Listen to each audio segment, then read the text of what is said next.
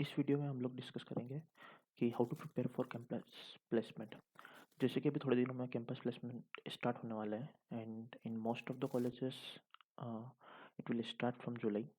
तो let's see कि क्या कर सकते हो जिससे कि तुम कैंपस प्लेसमेंट में जल्दी जल्दी प्लेस्ड हो जाओ। तो पहली पहली चीज़ है रिज्यूमे। तो doesn't matter that much as college might giving the template. So basically clear है कि लाइक ज़्यादातर कॉलेज टेम्पलेट देते हैं रिज्यूमे का एंड हर एक बच्चे को उसी के हिसाब से प्रिपेयर करना होता है। तो अगर आपका कॉलेज टेम्पलेट दे रहा है तो बढ़िया चीज़ है। उसमें लाइक टेम्पलेट में जो जो चीज़ें होती है कि कितना CGPA चल रहा है, देन 12th एंड 10th का डिटेल्स, नाम, then the email address, projects जो किए हुए हैं, इंटर्नशिप एंड लैंग्वेजेस जो जो आती है, तो वो सारी डिटेल्स उसमें होती ही हैं। बट इन केस अगर आपका कॉलेज टेम्पलेट नहीं दे रहा, आपको रिज्यूमे टेम्पलेट नहीं दे रहा और अगर वो आपको अलाउ कर रहा है कि आप कोई सा भी टेम्पलेट सेलेक्ट कर सकते हो, तो I already prepared one video on this one, like how to prepare the resume. So just go and watch it, you will get an idea. Then the second thing है कि क्यों some mock interviews to seniors और batchmates. So basically तुम कितना भी prepare कर लो कि like okay you know everything, कि मतलब हाँ ये भी पढ़ लिया है, ग्राफ पढ़ लिया है, DP पढ़ लिया है, ट्री पढ़ लिया है, link list, sorting algorithms, then heap sort and all those, like जो जो होता है सब कुछ मैंने पढ़ रखा है।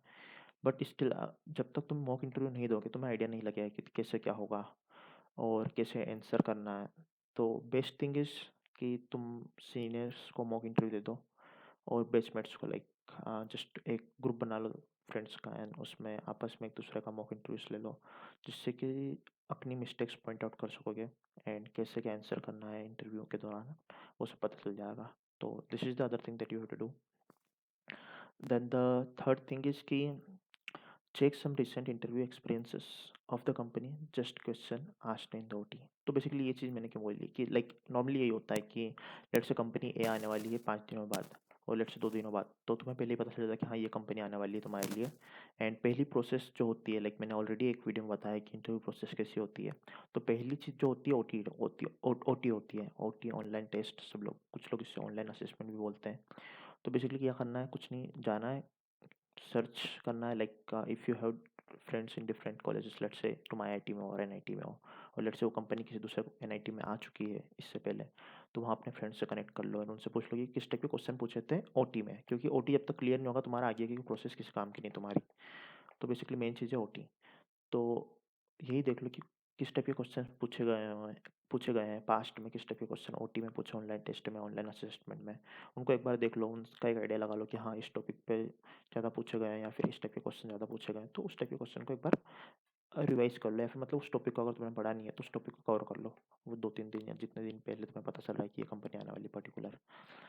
Then once you do this, तो ऑनलाइन टेस्ट में जाना। तो ऑनलाइन टेस्ट में तो कुछ like all about the skills, although there is some luck factor as well। तो बेसिकली इसी के ऊपर होने वाला है जो, तो बेसिकली पूरा कॉलेज देने वाला है, लाइक जितने भी स्टूडेंट्स हैं वो सबसे ऑनलाइन टेस्ट देने वाला है। तो कुछ टिप्स है जो you can follow and there are better chances that you will be selected. Like तुम्हारा बहुत बार ऐसा होता है कि तुम OT दे रहे हो, OA दे रहे हो, लेट्स से तुमने भी 2 क्वेश्चन पूछे थे, तुमने भी 2 क्वेश्चन किए हुए हैं, एक पर्टिकुलर बंदे ने भी 2 क्वेश्चन किए हैं, बट वो सिलेक्ट हो जा रहा है, तुम सिलेक्ट नहीं हो जा रहे हो, इसी टाइप की चीज़ें भी हो जाएगी, क्योंकि वो लोग एक फिक्स क्राइटेरिया लेके आते हैं कि लेट्स से उनको OA में 20 स्टूडेंट ही शॉर्ट लिस्ट करना है, तो तुम्हें 20 में कैसे जाना है उसके लिए कुछ चीज़ें जो तुम फॉलो कर सकते हो। तो लेट्स से OA में हमेशा नॉर्मली 2 या 3 क्वेश्चन तो होते ही होते हैं। ऐसा होता ही नहीं है कि मतलब कोई भी OA या ऑनलाइन टेस्ट में सिर्फ एक क्वेश्चन पूछा हो। तो select the easiest question first, मतलब पहले देख लो, क्वेश्चन पढ़ लो, जो भी इजीएस्ट क्वेश्चन है उसको सबसे पहले सिलेक्ट कर लो। अब ऐसा क्यों, मतलब क्या बेनिफिट मिलेगा, सॉल्व तो सारे के सारे क्वेश्चन करना। तो बेनिफिट वहाँ पर मिलेगा जब ऐसी कंडीशन आएगी, मतलब 2 बच्चे, 2 में से उनको सिर्फ एक सिलेक्ट करना है, तो वहाँ पर तुम्हारा नाम आने के चांसेस ज़्यादा होंगे। उसका रीज़न बताता हूँ। एक तो पहली बात तो इसे कॉन्फिडेंस देगा कि हाँ मतलब आगे क्वेश्चन में तुमको सॉल्व करने में और थोड़ी वो होगा कि यार मैंने एक कर लिया है, वो तो एक चीज़ है, मतलब कॉन्फिडेंस बूस्ट करेगा ही करेगा। बट द सेकंड चीज़ है कि जो ज़्यादातर CP प्लेटफॉर्म्स होते हैं, मतलब कॉम्पिटिटिव कोडिंग वाले प्लेटफॉर्म है, करेंट क्लिक कोड वगैरह, उसमें दिखता है कि पर्टिकुलर क्वेश्चन किसने किस किस मिनट में सॉल्व किया है, किसने कितनी जल्दी सॉल्व किया है, तो उस लीडर बोर्ड पर तुम्हारा नाम आता है। और उस लीडर बोर्ड पे तुम्हारा मतलब नाम दिखेगा, अलग दिखेगा होगा, तुम हाईलाइट हो गए। तो अगर इस टाइप की कंडीशन आती है तो उसमें ये देखेंगे कि अच्छा इसने ये वाला क्वेश्चन जल्दी सॉल्व किया हुआ है, या इसने पहला क्वेश्चन मतलब 3 क्वेश्चन में से सबसे पहला क्वेश्चन इसने सॉल्व किया कम टाइम में, तो इस बंदे को सिलेक्ट कर लेते हैं। तो वो इस बेसिस पे भी शॉर्टलिस्ट करते हैं अगर ऐसी कंडीशंस आती है, मतलब कभी कभार कंपनीज। तो बेसिकली वहाँ पर ये हेल्प होगा। Then the second thing is कि at least make sure to run some test cases from each question, as each question है different marks. So basically what means, तो लेट्स से तुम्हारे पास कुछ 45 मिनट्स है और 50 मिनट्स है लेट्स से सॉल्व करने के लिए 3 क्वेश्चन, ऑल्दो इससे ज़्यादा ही मिलते हैं, but just for an example. अब तुमने एक क्वेश्चन सॉल्व किया, उसके तुम्हारे पास लेट्स से 10 में से 7 क्वेश्चन, 7 टेस्ट केस चले। अब तुमको ये नहीं करना है कि मतलब तुम 3 टेस्ट केस चलाने के लिए पूरा टाइम उसी में दे दो बचा हुआ। ट्राई करो कि अगला क्वेश्चन पिकअप करो, उसके एटलीस्ट कुछ टेस्ट केस चलाया वो क्वेश्चन, दूसरा वाला क्वेश्चन पूरा सॉल्व कर दो।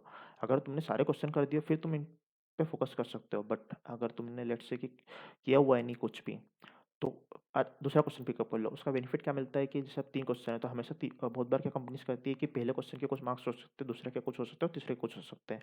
तो लेट्स से तुमने इसके 7 टेस्ट केस चलाए और तुम्हें लेट्स से 40 मार्क्स मिले, बट हो सकता है तुम सेकंड क्वेश्चन के ही 3 टेस्ट केस चलाओ तुम्हें 40 मार्क्स मिल जाए। इस टाइप के केसेस भी हो सकते हैं। तो बेसिकली दैट्स वाई कि मतलब कोशिश करना है अपने को कि हर एक क्वेश्चन का एटलीस्ट कुछ टेस्ट केस तो चला ही दें, जिससे कि अगर इस टाइप का केस हो जिसमें हर एक क्वेश्चन का अलग अलग मार्क्स हो तो वहाँ पे बेनिफिट मिले।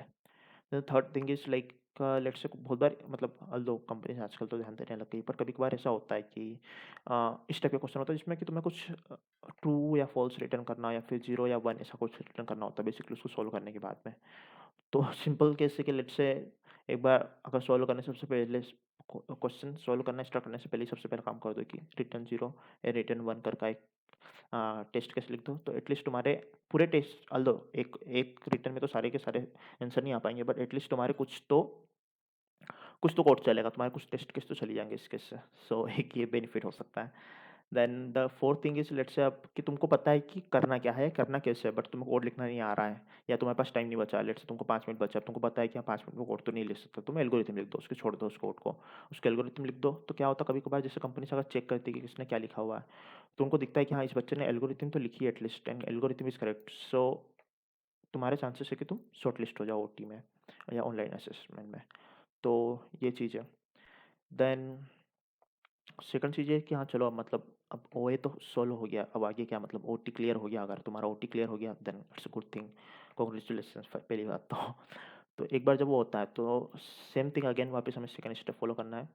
ओ sorry not second step, third step, ये स्टेप 2 नहीं है, स्टेप 3। ओके स्टेप 3 फॉलो करना है। बेसिकली क्या करना है कि वापस अगेन जाना है कि उसने पास्ट में उस कंपनी से पास्ट इंटरव्यू एक्सपीरियंस देखो, उसने किस किस टाइप के क्वेश्चन पूछे हुए हैं वो देखो। बहुत सारे प्लेटफॉर्म होते हैं जो मतलब तुम्हें ये चीज़ प्रोवाइड कर देंगे, gigs for gigs, leet code and all those. And again अगर तुम्हारे कोई दूसरे कॉलेजेस में फ्रेंड्स है और वहाँ पर ये कंपनी है तो उनसे पूछ लो कि किस टाइप के क्वेश्चन पूछे हुए हैं।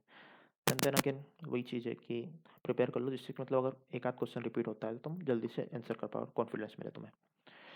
देन हाँ ऑनलाइन असेसमेंट देने जा रहा हूँ तो ये चीज़ प्रिपेयर कर लो, मतलब नॉट ऑनलाइन असेसमेंट, इंटरव्यू देने जा रहे हो कैंपस प्लेसमेंट के लिए।